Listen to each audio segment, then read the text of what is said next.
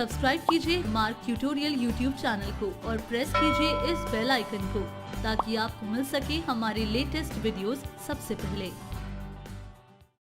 Hello friends and welcome to this Marg ERP tutorial, जिसमें हम new company create करना सीखेंगे। कंपनी क्रिएट करना किसी भी कंपनी का most vital means important part होता है कंपनी की कंप्लीट डिटेल्स एंड रिकॉर्ड को मेंटेन करने के लिए। एंड आप मार्क ईआरपी सॉफ्टवेयर में इजीली न्यू कंपनी क्रिएट कर सकते हैं एंड कंपनी की कंप्लीट डिटेल्स एंड रिकॉर्ड को मेंटेन कर सकते हैं।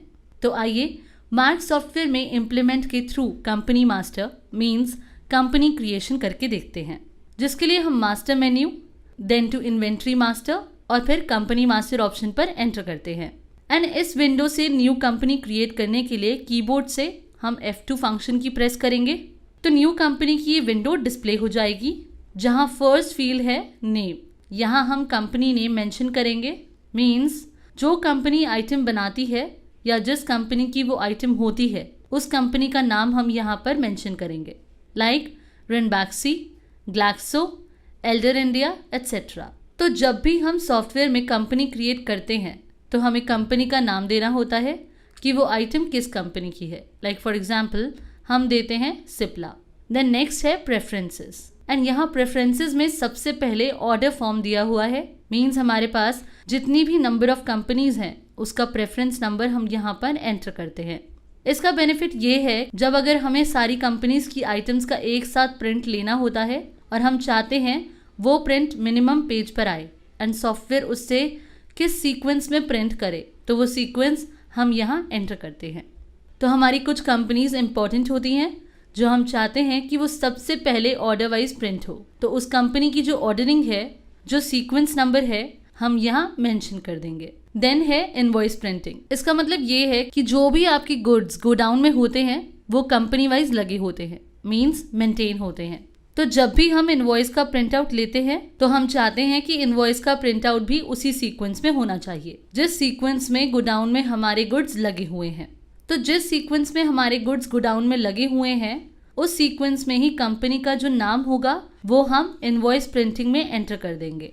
इससे क्या होगा कि जब भी हम अपने गोडाउन से अपने गुड्स निकालेंगे तो हम वहाँ पर एक ही सीक्वेंस में अपने गोडाउन से गुड्स को निकाल पाएंगे। इसके बाद नेक्स्ट फील्ड है डंप डेज। जैसा कि नाम से ही पता चल रहा है, इसे एक एग्जाम्पल के थ्रू समझते हैं। सपोज जब हम स्टॉक एंड सेल एनालाइज करते हैं तो उसमें एक कॉलम आता है डंप डेज का।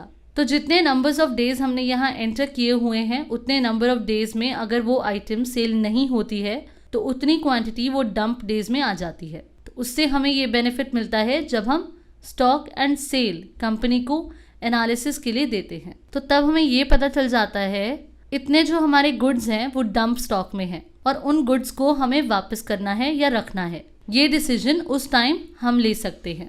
देन है एक्सपायरी रिसीव अप टू। इसका मतलब यहाँ पर ये है कि मार्केट से जो हमारे पास एक्सपायरी आइटम्स आते हैं और अगर हम यहाँ पर फॉर एग्जांपल 90 सेट करते हैं तो उस आइटम के एक्सपायर होने के 90 डेज तक उसे रिसीव किया जा सकता है। और अगर हम 90 डेज के बाद उस एक्सपायरी आइटम को रिसीव करते हैं तो कंपनी वाले भी हमें क्लेम नहीं देते एंड ये कंपनी टू कंपनी वेरी करता है।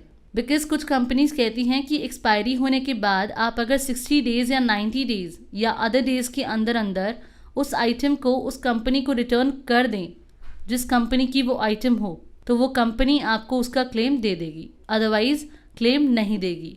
और ये भी कंपनी टू कंपनी वेरी करता है।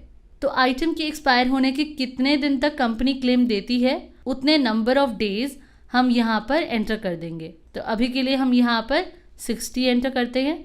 और अगर हम इस आइटम की सेल एंड ब्रेकेज एक्सपायरी बनाते हैं और किसी आइटम की एक्सपायर होने के बाद अगर उन 60 डेज के बीच में वो आइटम रिटर्न नहीं आती है या 60 डेज के बाद आती है तो सॉफ्टवेयर या तो उस आइटम का रेट ऑटोमेटिकली 0 कर देता है या आपको अलर्ट मैसेज के थ्रू अलर्ट कर देता है। देन है minimum margin percentage. Minimum margin एक तो हमारे सॉफ्टवेयर में है लॉस इंडिकेशन के लिए कि अगर आपका किसी आइटम में लॉस जाता है तो सॉफ्टवेयर रेड कलर में लॉस शो कर देता है। एंड एक है सेफ्टी पर्पस के लिए, मींस कि हमारा मिनिमम मार्जिन है 2% और अगर 2% से कम प्रॉफिट होता है तो सॉफ्टवेयर उसको रेड कलर की विंडो में हाईलाइट कर देगा कि आपका जो प्रॉफिट है वो मिनिमम मार्जिन से नीचे जा रहा है। तो हम यहाँ 2 मिनिमम मार्जिन सेट करते हैं। देन है सेल्स टैक्स परसेंट। यहाँ आप वो सेल्स टैक्स परसेंटेज मेंशन करेंगे जो आप अपनी इस कंपनी की प्रोडक्ट्स पर अप्लाई करना चाहते हैं। फॉर एग्जाम्पल हम यहाँ एंटर करते हैं 5%। अगर हम यहाँ परसेंटेज को एंटर कर देते हैं जितना परसेंटेज हम चार्ज करना चाहते हैं, तो इसका बेनिफिट हमें यहाँ पर ये है कि जब भी हम इस कंपनी की नई आइटम क्रिएट करेंगे तो सॉफ्टवेयर ऑटोमेटिकली इस 5% सेल्स टैक्स को ट्रैक कर लेगा और आपको इस कंपनी की हर एक आइटम पर मैनुअली टैक्स फीड करने की नीड नहीं होगी। और अगर आप आइटम क्रिएट करते टाइम इस सेल टैक्स परसेंटेज को चेंज करना चाहते हैं तो वो आप आइटम क्रिएट करते टाइम कर सकते हैं। और यहाँ पर आप सेल की सेस परसेंटेज एंटर करते हैं एंड उसके बाद आप कंपनी की कोई नई आइटम क्रिएट करते हैं तो सॉफ्टवेयर ऑटोमेटिकली वहाँ सेल की सेस परसेंटेज को ट्रैक कर लेगा। देन है परचेज टैक्स परसेंटेज। ठीक इसी तरह अगर आप यहाँ परचेज टैक्स परसेंटेज मेंशन कर दें जितना आप चार्ज करना चाहते हैं, तो जब भी आप इस कंपनी की कोई नई आइटम क्रिएट करेंगे तो आइटम क्रिएशन के टाइम परचेज टैक्स परसेंटेज का ऑप्शन आता है, तो software automatically purchase tax percentage and उसकी सेस परसेंटेज को पिक कर लेगा। हमें हर एक आइटम में अलग अलग परचेज टैक्स परसेंटेज एंड उसकी सेस परसेंटेज मैनुअली फीड करने की नीड नहीं होगी। एंड अगर आप उस purchase tax and cess percentage में कोई चेंजेस करना चाहते हैं तो उस टाइम कर भी सकते हैं। देन सेव चेंजेस को येस करते हैं। तो जो कंपनी हमने क्रिएट की थी आप देख सकते हैं कंपनी लिस्ट में शो हो रही है। एंड सपोज आपने जो कंपनी क्रिएट की है अगर आप उसमें कोई चेंजेस करना चाहते हैं या किसी और कंपनी में चेंजेस करना चाहते हैं तो उसके लिए आप उस कंपनी पर F3 फंक्शन की प्रेस करेंगे। तो इस मॉडिफाई विंडो से आप अपने रिक्वायरमेंट के अकॉर्डिंग चेंजेस कर सकते हैं। लाइक आप इस कंपनी की प्रोडक्ट को कंटिन्यू रखना चाहते हैं या नहीं, प्रोहिबिटेड करना चाहते हैं या नहीं, बिल पर कोई रिमार्क प्रिंट करवाना है तो यहाँ आप वो रिमार्क टाइप कर सकते हैं, इस कंपनी के प्रोडक्ट्स पर एक्साइज एप्लीकेबल करवाना चाहते हैं या नहीं, डिस्काउंट टाइप, डिस्काउंट लेस आप यहाँ से सेट कर सकते हैं अपने अकॉर्डिंग। स्टोर रूम अगर आप मेंशन करना चाहें वो आप यहाँ मेंशन कर सकते हैं। एंड स्टोर रूम को डिटेल में समझने के लिए आप हमारा ट्यूटोरियल स्टोर मास्टर इन मार्ग ERP देख सकते हैं। इस तरह से आप यहाँ मेंशन फील्ड्स को अपनी रिक्वायरमेंट के अकॉर्डिंग फिल कर सकते हैं। यहाँ से आप सप्लायर भी चूज कर सकते हैं और अगर कोई मेल या वेबसाइट देना चाहें वो भी यहाँ टाइप कर सकते हैं। देन चेंजेस को सेव कर लेंगे।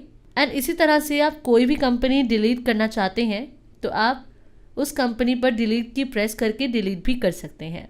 तो फ्रेंड्स हमने आज के इस ट्यूटोरियल में सीखा कि हम कैसे इस सिंपल प्रोसेस को फॉलो करके न्यू कंपनी क्रिएट कर सकते हैं, कैसे मॉडिफिकेशन कर सकते हैं एंड कैसे डिलीट कर सकते हैं। Thanks for watching.